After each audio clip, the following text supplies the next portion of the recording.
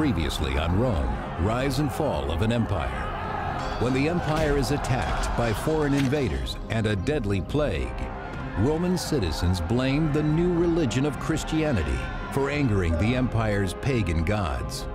Desperate, Emperor Decius turns to violence, sacrificing the lives of Christians to win back the gods' favor. Now, threatened by barbarian attacks on all fronts, the people of Rome live in constant fear. As the crisis deepens, insurgents seize control, dividing the empire against itself. Until a new ruler emerges. His name is Aurelian, and he unifies the fractured empire using its greatest reservoir of strength, the army.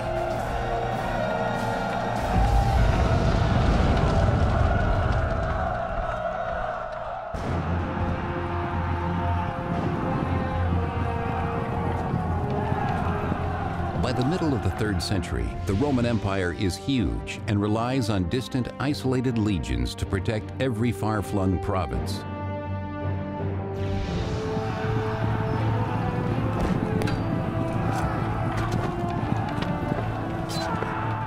The troops at this point were forced into a situation where they often had to rely on self-help. The imperial superstructure was very far away from them. Emperors made it to frontier conflicts often after they had mushroomed entirely out of control. In the absence of the emperor, the soldiers sometimes take leadership matters into their own hands. The emperor can't be there, so there's a bit of drift, and so somebody arises who is able to do the job for him, and probably will call themselves an emperor in order to rally local support, to beat back the barbarians who are threatening the integrity of the provinces.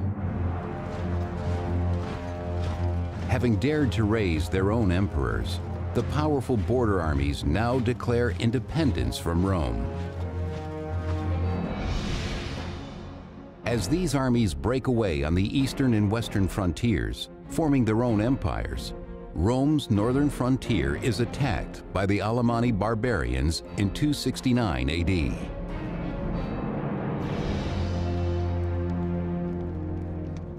In his palace in Rome, the true Roman Emperor Claudius II is troubled by this devastating assault on Roman soil.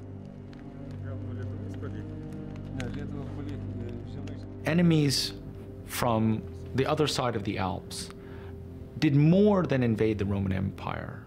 For the first time in an extraordinarily long time, they actually crossed the Alps into Italy. Claudius seeks the advice of his powerful cavalry commander, Aurelian, a man whose military discipline is described by the 3rd century historian Vopiscus. Aurelian, from his earliest years, was very quick of mind and famous for his strength. He never let a day go by without practicing the spear, the bow and arrow, and other weaponry.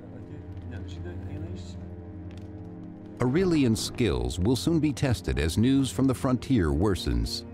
Distraught refugees from northern Italy bear witness to the devastation. With this invasion, the danger of a mutiny within the army becomes even greater. If barbarian people threatened to invade, then the local people would simply proclaim emperor whoever happened to be the military commander in the region at the time. In order to keep the northern frontier from breaking away as well, Claudius must act quickly to stop the encroaching Alemanni forces.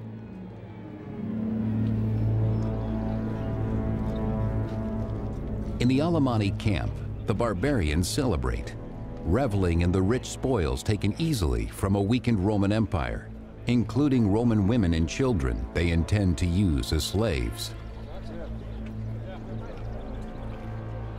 We've got inscriptions, actually, which talk to us, which tell us about parties of raiders who've gone into Italy and taken lots of prisoners. So it's sort of easy pickings to some extent for these raiders. They're preying on an empire that is not at its peak at this time.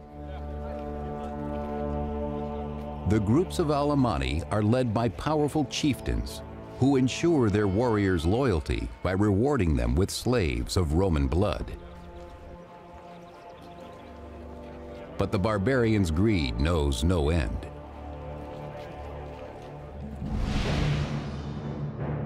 Emperor Claudius is forced to march his army from Rome, meeting the Alemanni warriors at Lake Garda in northern Italy.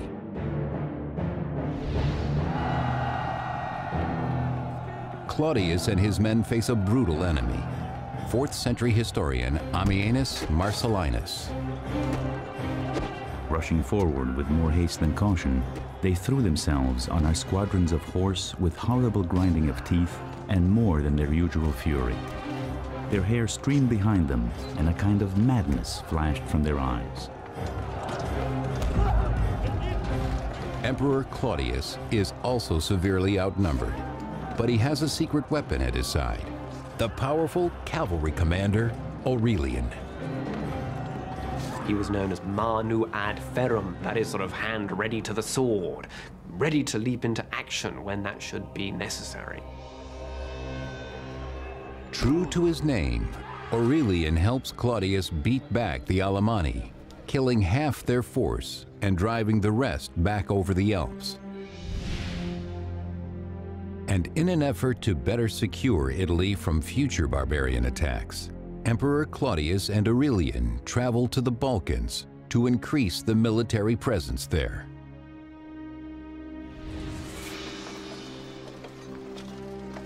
But while on campaign, Emperor Claudius contracts the plague. Claudius's reign was short. He ruled from 268 to 270. He had a signal military success in the year 269, heavily advertised at the time and much talked about later. But this success, the defeat of the Alemanni, is not enough to restore the empire. As Emperor Claudius's life slips away, it is clear that this task must fall on his trusted general, Aurelian.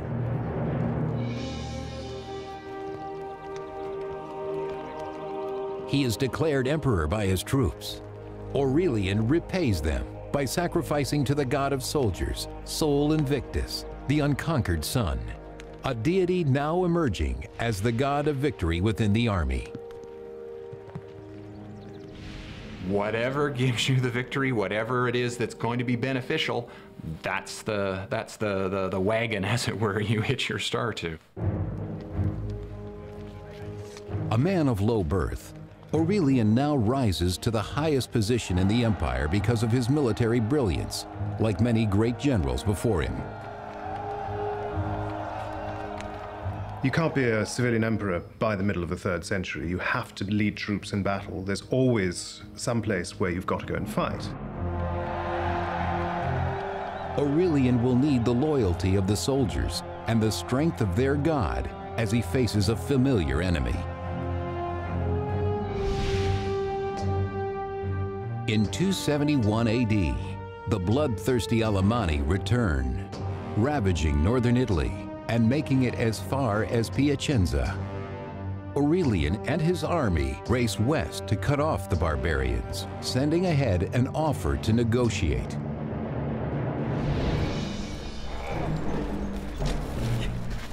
But the Alemanni have other plans.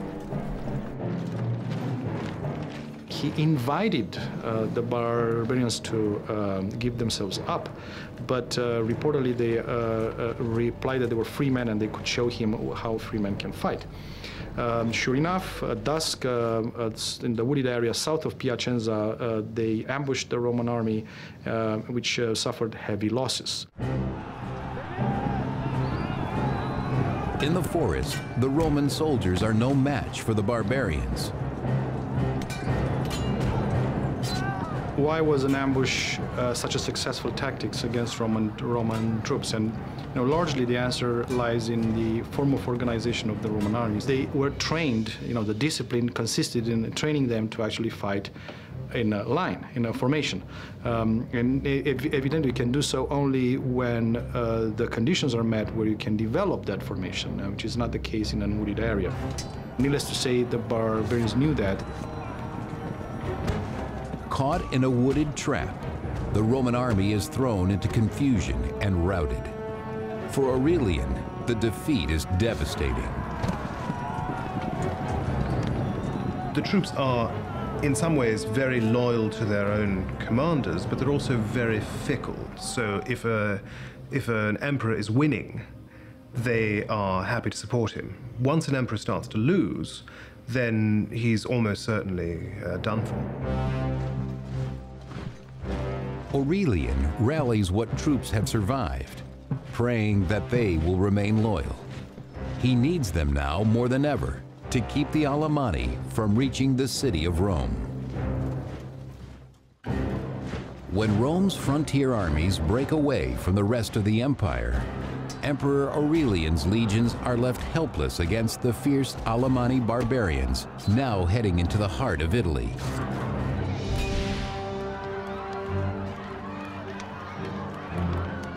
Terror grips the people of Rome as they fear the barbarians' arrival is imminent. Desperate, many flee the city. The defeat of the Roman army, or Aurelian's army, created panic in Rome because there was no serious force to stand between the barbarians and the city. Those unable to escape riot in the streets, enraged by Aurelian's failure to keep the barbarians out of Italy. The population of Rome does seem to have understood that becoming a vast city in the midst of an empire whose armies were concentrated at the frontier left them, as it were, peculiarly vulnerable if an army were actually to make it into Italy. But before the Alemanni warriors can reach the capital, Aurelian is finally able to cut them off at Fanum, 180 miles from Rome.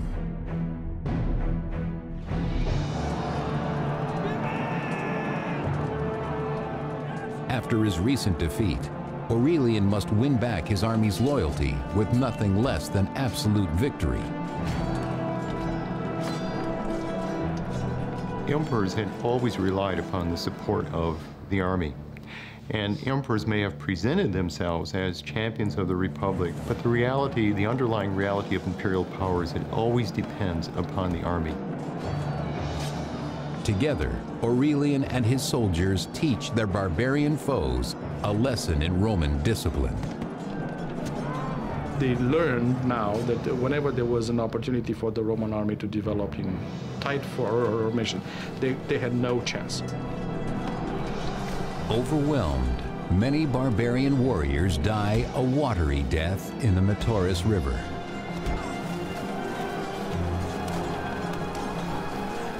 Aurelian's victory drives the Alemanni from Italy at last.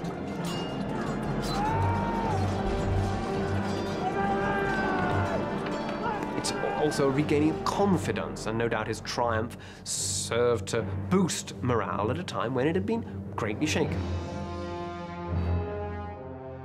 But Aurelian's hard-won triumph in Italy is quickly overshadowed by news of rising conflict from the city of Palmyra on the empire's eastern frontier.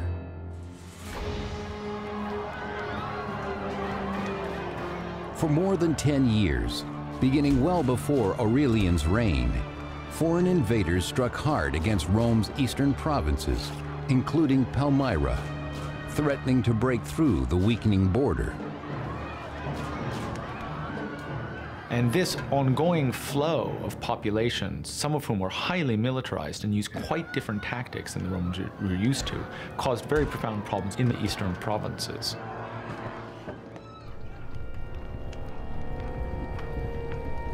On the edges of the Syrian desert, far from the protection of Rome, the people of Palmyra have faced the devastation of their army alone.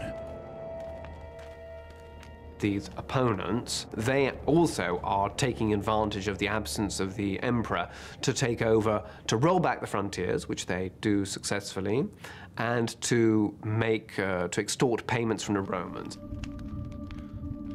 Counting the bodies of their dead, the Palmyrene finally grew weary of waiting for help from a distant Rome. These people in these various areas who are threatened by invasion, they wish they were better protected, so they call upon local defenders to take on the role that the emperors seem unable to do, because the emperors can't be everywhere. In a blatant act of revolt, the Palmyrene army took matters into its own hands.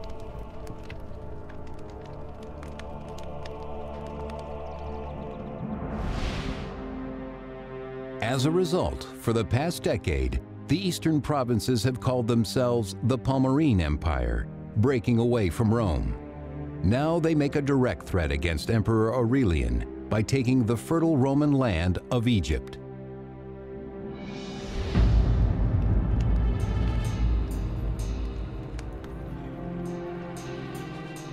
The rich Egyptian granaries are now controlled by the Palmyrene queen. Her name is Zenobia. You're fascinated by this figure of a woman of the East wielding such control, perhaps a latter-day Cleopatra type. And incidentally, I mean, she did try to associate herself with Cleopatra. When they took over Egypt, she sought to sort of establish a connection in order to reconcile the Egyptians to her rule. With Egypt under her thumb, Zenobia basks in her power, ordering the granaries to stop shipments of grain to Rome, cutting off one of the empire's main sources of food. Italy was, of course, the affective heart of the empire. It was where the empire began. But Africa and Egypt had long been the breadbasket of the empire. That's where the agricultural wealth was concentrated. Queen Zenobia, with her loyal general Zubdus at her side, now holds the empire's grain hostage, sending a clear message to Rome that the Palmyrenes are powerless no more.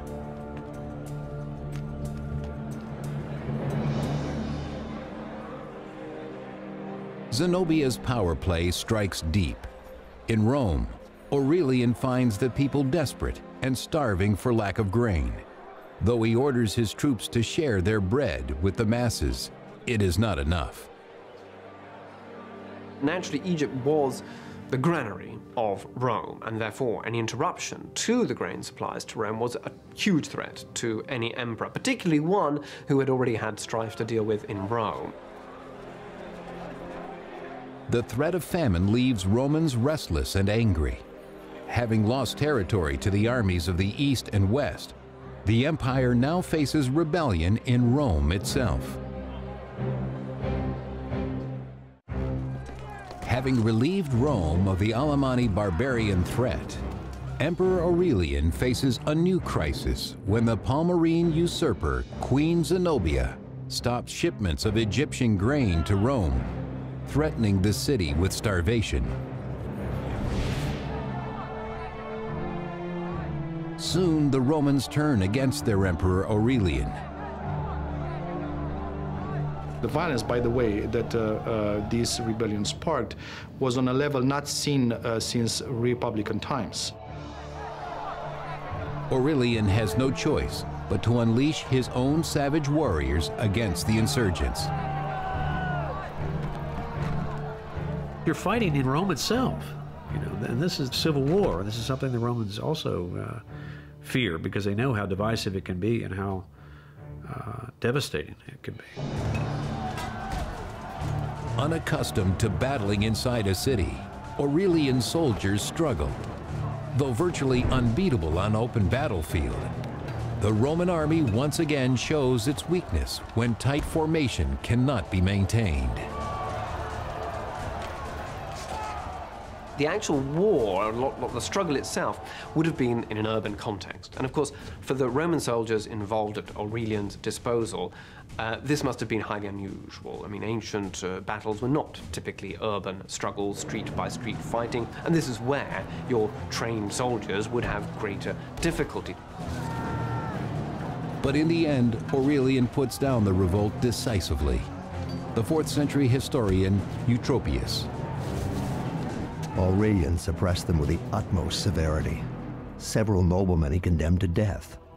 he was indeed cruel and bloodthirsty, and rather an emperor necessary for the times than an amiable one.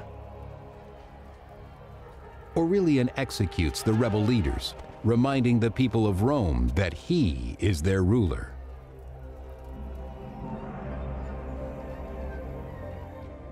The emperor has crushed the resistance. He now rebuilds the city walls against external forces. Rome will be strong and safe in his hands. In the aftermath of the military crisis in northern Italy, at the start of his reign, the Emperor Aurelian provided that the city of Rome should be outfitted with a new set of walls. This was the first significant, really significant new set of walls built for the city of Rome since nearly 1,000 years before. Aurelian now turns to the crisis of the Palmyrene Empire. He must secure his grain supply in order to avoid famine in Rome. His dwindling bread rations will not last forever. Well, Aurelian was determined to reassert control over all areas of the empire, and so he moves east in 272 to regain control. His first target is the former Roman city of Antioch, then part of the larger region called Syria.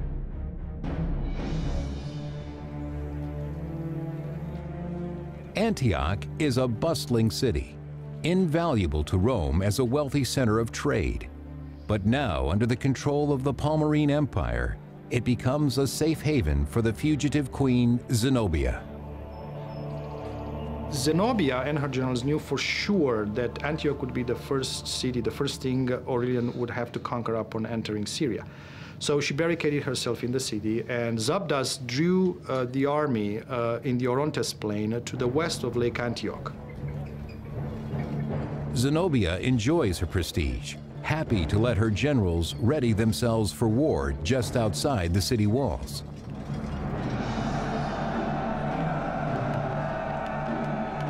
There, Zenobia's general Zabdas meets Aurelian's army on the battlefield.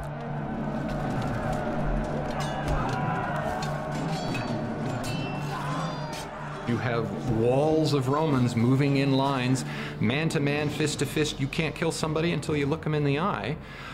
You've got arms getting cut off, hands getting cut off, damage to the neck, to the face. But as his infantrymen fall prey to the swords of the Palmyrenes, Aurelian knows his only chance is to outmaneuver General Zabdas. It is during this battle that Aurelian instructed his highly disciplined light cavalry to perform what later came to be known as the feigned retreat stratagem.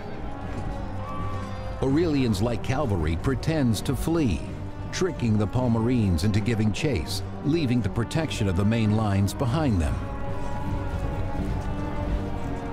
At which point the Roman cavalry turned back and cut them to pieces. In any case, indeed, the Palmyrean cavalry was destroyed and the road was open to Antioch. General Zabdas orders the surviving Palmyrene troops to retreat. Zenobia and her generals head toward Palmyra. Aurelian gives chase, determined to catch the queen before she reaches her home city.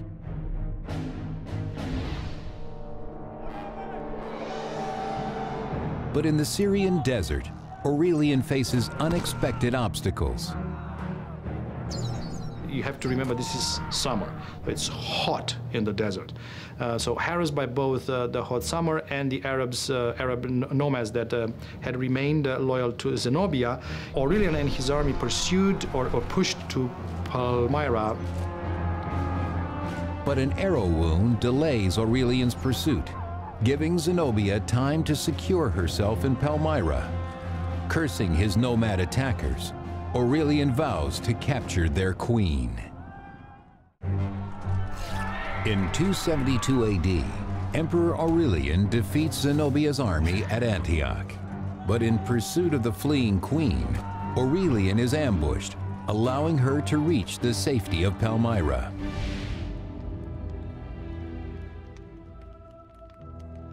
Now ordered to surrender by Aurelian, who has besieged the city, Zenobia writes him a scathing rebuke in the spirit of her model, Cleopatra. Whatever must be accomplished in matters of war must be done by valor alone. You demand my surrender, as though you were not aware that Cleopatra preferred to die a queen rather than remain alive, however high her rank. Despite her bravado, the proud queen knows she is not safe for long in the city.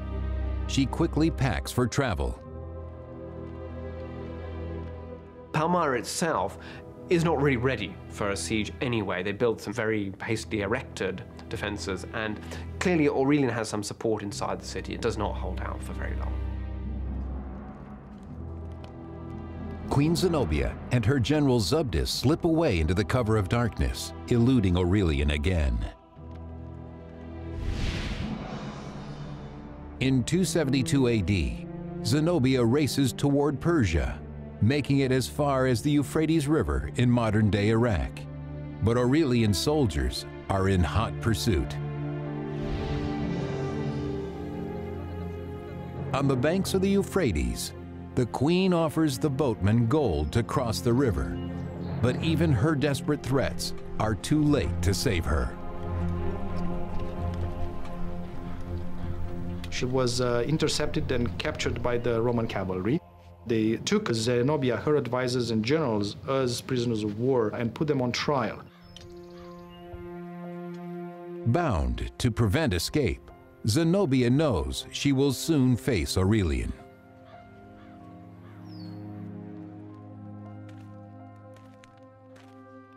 Having won back the throne of Palmyra, Aurelian finally confronts the rebel Zenobia, a woman whose boldness he can't help but admire.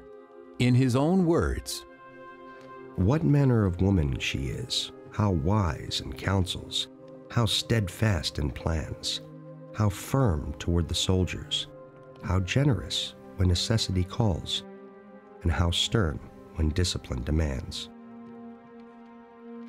But facing likely execution, Zenobia's courage begins to wane. Zenobia pleaded that she had been led astray by bad advice, on which account her advisor was put to death, and so was the general Zubdus. Aurelian has a different fate in mind for the beautiful queen once they reach Rome.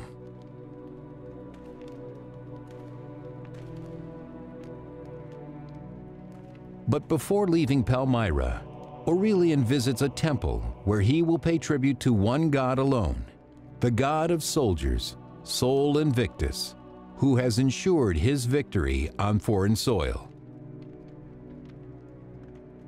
He clearly had in mind an alliance between him and the sun god that was responsible for his successes in Palmyra. He presented himself on his coins in terms of an association of the emperor to the god, Sol Invictus. Where we're moving into this dimension of associating the emperor very closely with one particular divinity, who clearly, given the success that Aurelian had enjoyed, people might believe in. In the peace of the Eastern Temple, he sees that this is the one God to unite all of Rome.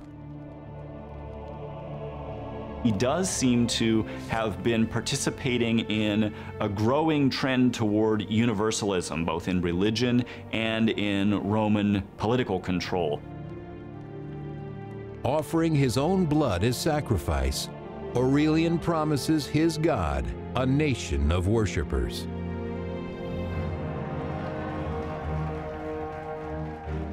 Having taken back the East and restored Rome's ration of free bread, Aurelian is welcomed back to Rome, a hero.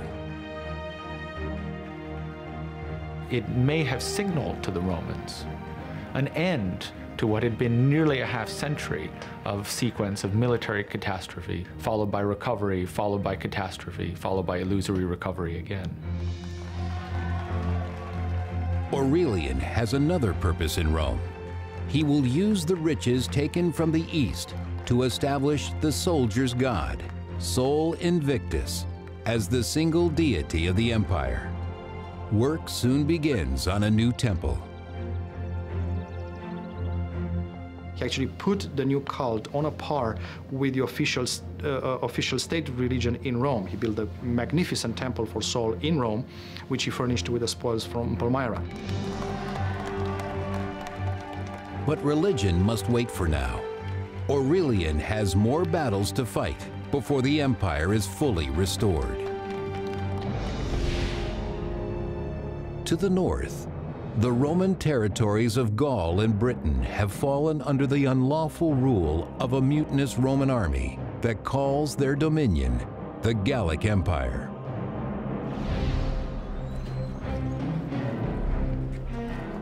Resembling their barbarian foes more every day, the Gallic soldiers scorn Roman honor, naming the arrogant Roman general Tetricus their emperor. You have armies popping up all over the place, proclaiming their generals emperor, and then they have to fight, and whoever wins is the one who ends up being the legitimate emperor in the end.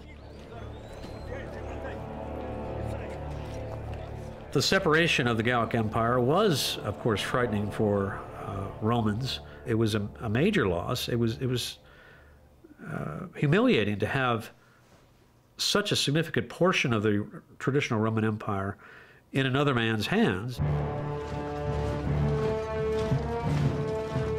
Emperor Aurelian quickly moves to take back the Gallic lands and restore the empire to its former glory. All that stands in his way is Tetricus and the Gallic army. Having defeated Queen Zenobia and recovered the east, Aurelian now vows to take back the lost territory in the west from the usurper Tetricus and unite all Romans under one god, Sol Invictus, warrior god of the soldiers. In 274 AD, the mutinous Gallic Empire encompasses both Gaul and Britain.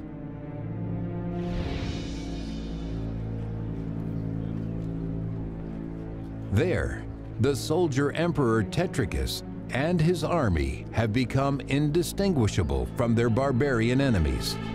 Undisciplined, they revel in the torment of their prisoners. The job of soldier emperor was tremendously dangerous because they're in power only because they are proclaimed by their troops. But it's a very difficult thing once in power to maintain that, because you have to avoid internal conflicts with other potential generals who see themselves as possible emperors. Tetricus cannot show any weakness to his troops.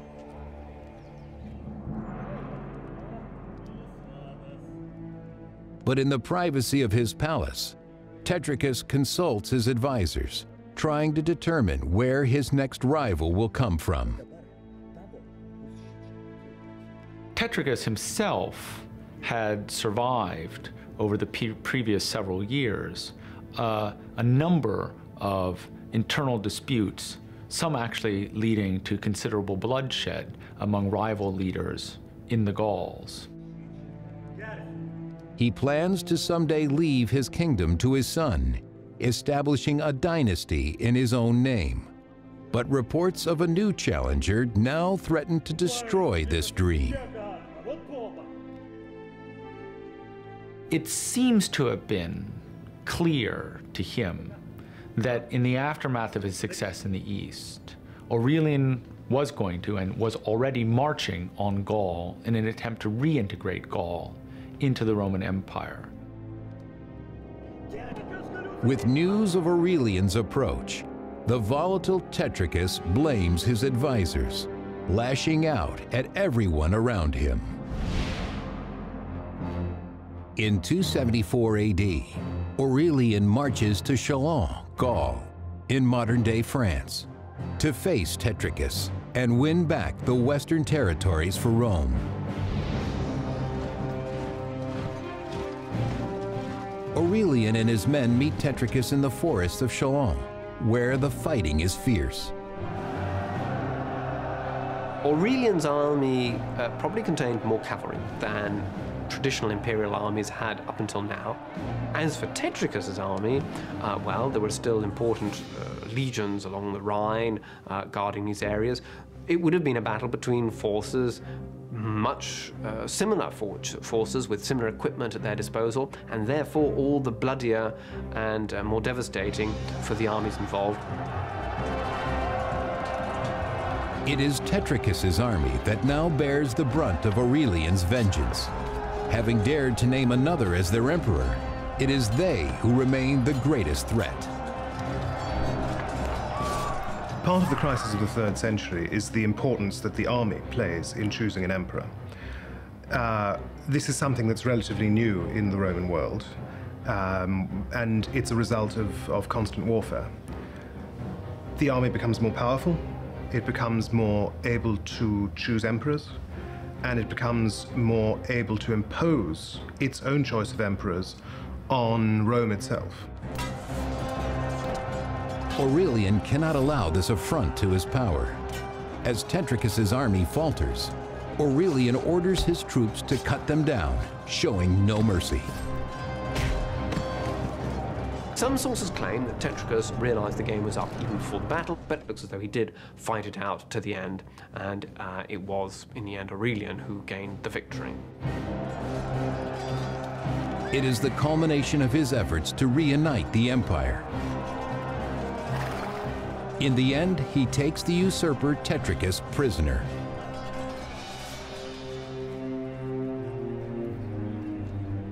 And as with Queen Zenobia of Palmyra, Emperor Aurelian spares Tetricus's life. And for Tetricus too, it was surprising that, particularly an opponent in civil war, opponents in civil wars were usually represented a great danger. They might, after all, turn against you later. So Aurelian displayed remarkable clemency in sparing the lives of both of these opponents. Tetricus's Gallic army is not so lucky, for it is they who have raised a rival emperor in the West, and now they will pay the ultimate price for their treason. Aurelian was a great disciplinarian, it seems. He tolerated no mutinies on the part of soldiers. He drove them hard, but was respected by them. To maintain his own soldiers' respect, Aurelian knows his punishment of the captured Gallic soldiers must be brutal and complete. Not one is spared. Aurelian was both a successful military commander, and in some respects, as perhaps one had to be, a fairly savage one. And yet, his treatment of Tetricus was remarkably generous. It is in this generous spirit that Aurelian returns victorious to Rome.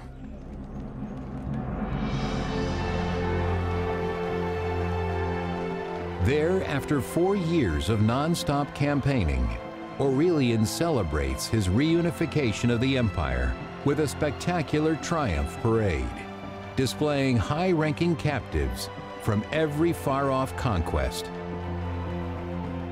There's all sorts of other lore that goes with this ceremony, which mark it out as distinct and in some way both as barbaric and awesome. The presence of the emperor Aurelian in Rome, and the presence of the emperor in order to celebrate an actual military victory, was a novel event for its entire generation. The defeated usurpers Zenobia and Tetricus are paraded as well, evidence of Aurelian's successes in the East and West. It was a humiliating spectacle to be paraded through Rome as a captured enemy leader. It implied, as it were, that probably you lacked the courage to have died in battle. Humiliated though they may be, Zenobia and Tetricus and the other captives are allowed to live by the generous Emperor Aurelian. He also shows his generosity to the people of Rome. Aurelian himself distributed largely the bread, the pork meat, but also, we are told, white tunics of Egyptian and African cloth. So it was clearly a very generous display of force there.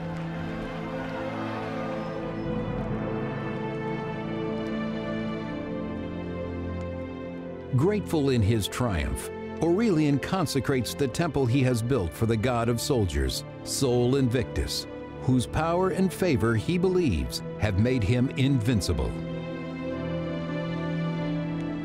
Many scholars believe simply that this was trying to enforce conformity among the peoples of the empire for political purposes and also for religious purposes, and those two things are not that easily separated in the mind of a Roman. Aurelian decrees this day, December 25th, will be celebrated each year as the birthday of Sol Invictus. Later emperors, also seeking to unite Rome with religion, will adopt this date for the birth of Jesus Christ. Even now, over 1,700 years later, this once pagan holiday is celebrated as Christmas around the world.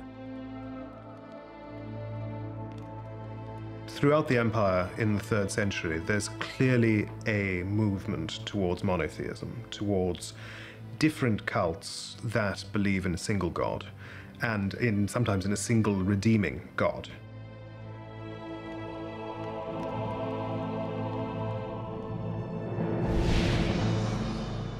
The united Roman Empire now stretches from Palmyra to Britain, but in 275 AD, barbarians again wreak havoc in the east. Aurelian marches his army to Thrace to prepare for battle.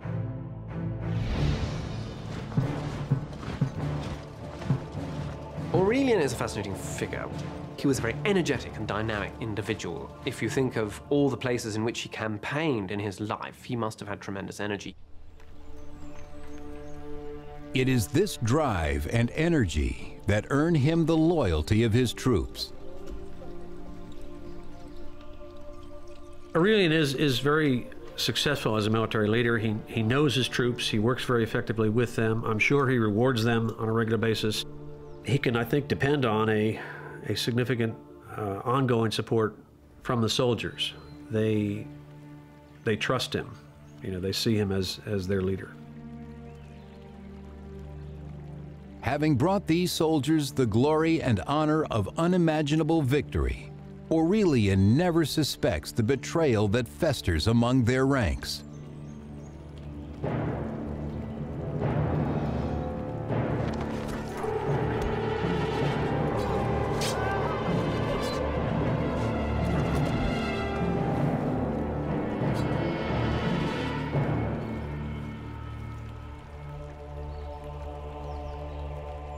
The assassination of Aurelian is again one of these things that's very difficult to explain, particularly at a time when he's been so successful militarily, when the troops should feel satisfied with that success and with their rewards. Their treacherous act leaves the empire in shock. As far as we know, the news that the emperor was dead were received with disbelief. And a lot of sadness. He was buried with great pomp in a magnificent tomb at the very spot where he was assassinated. Rome mourns the loss of a great emperor, one who has saved the empire from certain collapse. I think Aurelian's importance lies in the fact that it's the beginning of the Roman recovery, of the, as it were, the central Roman machine coming back to life, and he managed to reunite the empire, to bring it all under his central control. But in the end, not even the god of soldiers could protect him from the swords of traitors. And the empire he had worked so hard to unite fragments again. Next on Rome, rise and fall of an empire. Inheriting an empire ravaged by barbarians and torn apart by rival emperors, one man will emerge victorious. His name is Constantine. Fighting under the banner of a new god, he brings unity to a divided Roman Empire.